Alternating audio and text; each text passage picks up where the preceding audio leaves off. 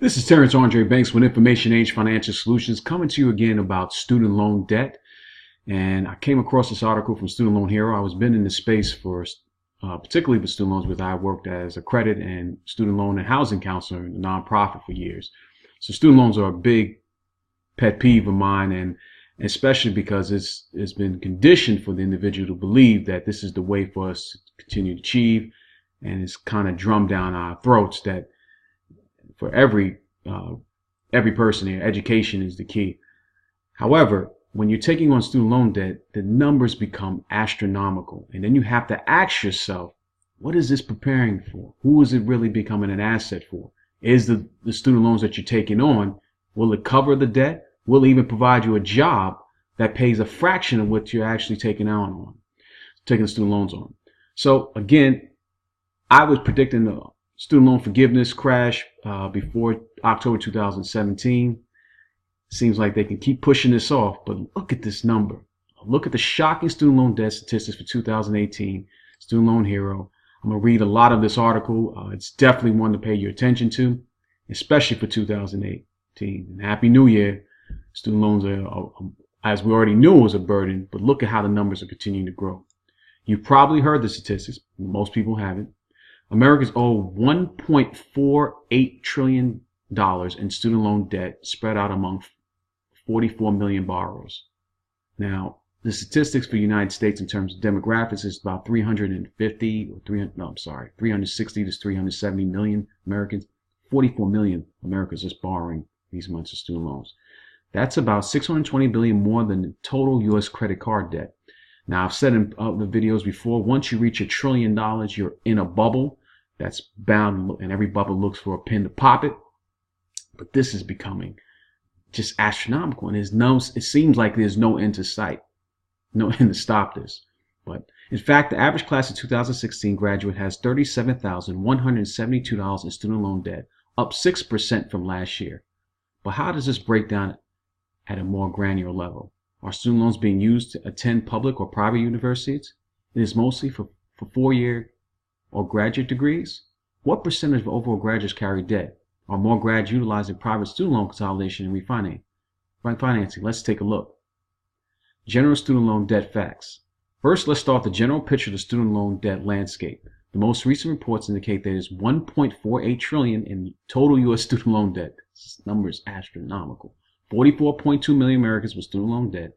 Student loan delinquency rate of 11.2%. 90 plus days delinquent or in false. We got 11.2% of that, 44.2 million, are delinquent. Average monthly student loan payment for borrower aged 20 to 30 years is $351. Median monthly student loan payment for borrower aged 20 to 30 years is $203. The reason why these two numbers, I'm going to read them again, are very important because I mentioned before, and if you're not aware, that the millennial generation has now passed the baby boomers. And if you're straddling them with this amount of student loan debt and this amount of payments, this society still functions where people have to sell something to exist. Who's going to be able to borrow who's going to be able to buy and purchase the different items when they have the strap with these kind of student loan statistics, especially with that population coming on? Social change will be next, and something's going to have to be done. Public service loan forgiveness statistics. PSLF borrowers 739,719. Total number of borrowers who have one or more approved PSL for employment certification forms, ECF. Note the borrowers are self-identified based on submission of an ECF. Now, these are people who admitted, how the public service loan forgiveness works is that if you're working for a job of that, you have to be abreast of that and keep up. And it's usually on a 10-year term, if you can make it through that time. Again, I was predicting the student loan crash in October of last year. Might be a couple months late to patch, but I believe one is definitely going to happen this year, especially when it's $1.48 trillion and with all the other headwinds that we're facing. Federal student loan portfolio. Let's dive into how much student loan debts carried by loan type, term, and more. Direct loans, $1 billion. I'm just going to do round numbers. 1.3 billion, 32.1 million borrowers, 320.5 billion, 15.7 million borrowers.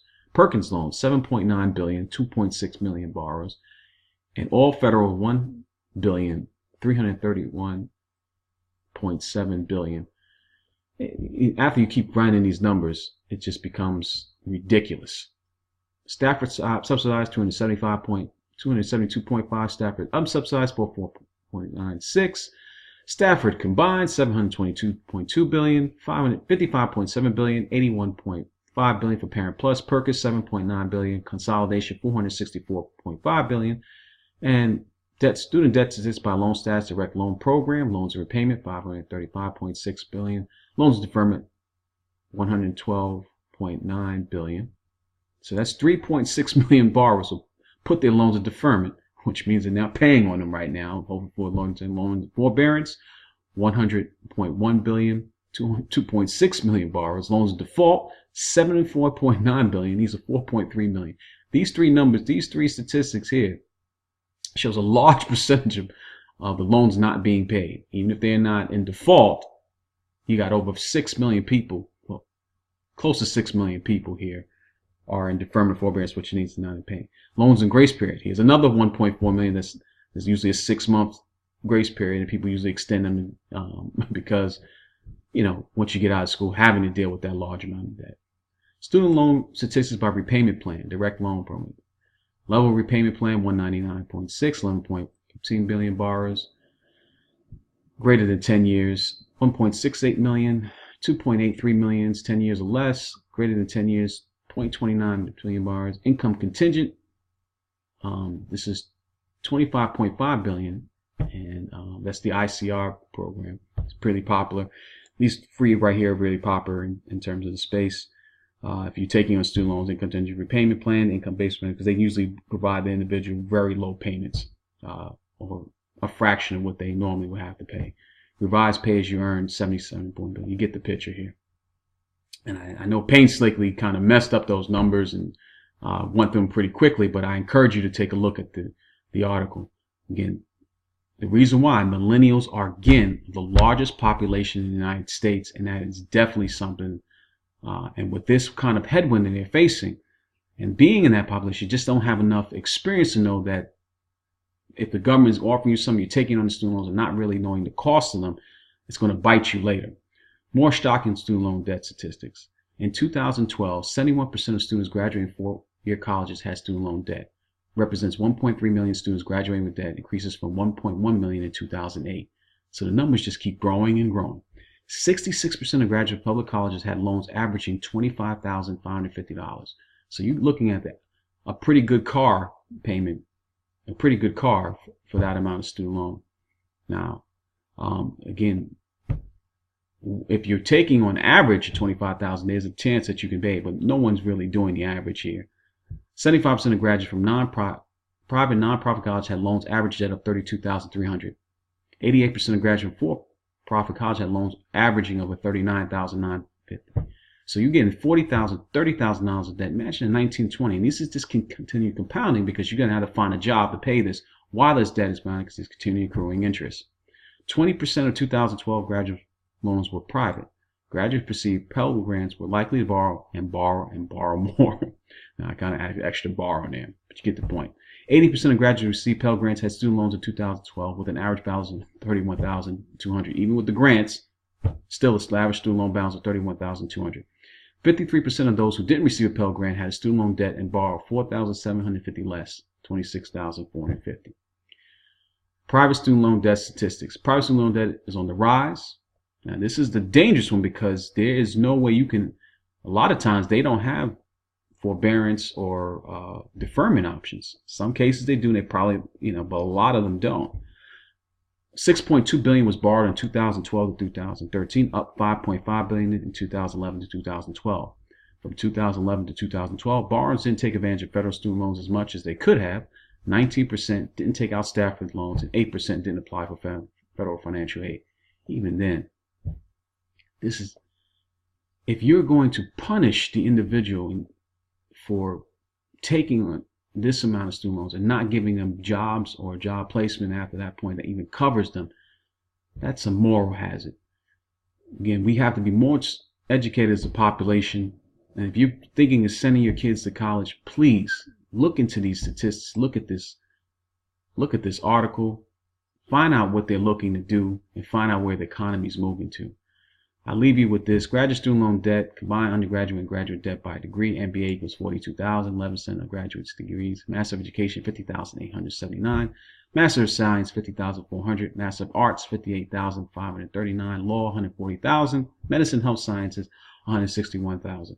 Medical Health Sciences, there's a higher propensity if the individual or you is applicable to doing those things, but everyone's not going to be a nurse or a doctor. So you have a higher chance of paying those debts back if you're taking on large student loan debt. The MBA, the Master of Education, Master of Science, unless you move into engineers and stuff like that, chances of becoming better. But we have to also take in consideration automation. And that's another big part that's not talking about, and how many jobs are starting to replace not only menial tasks, or that they're actually starting to replace jobs that are administrative, lawyers, even that can come into play over time, because as technology grows, machines do not need to be days off, higher wages, they just need to function. So that's another thing to take into consideration if you're taking on student loan debts. Again, I encourage you to take a look at this article, read through those numbers, digest them if you're going to go into this space, especially for any millennial or any parent or grandparent looking to take on student loans for their grandchildren. Or if you're going back to continue education, you may want to really reconsider that and think of other ways of doing things. Until my next video, if you found any value to this video, give it a thumbs up or like the channel. Until my next video, I'm out.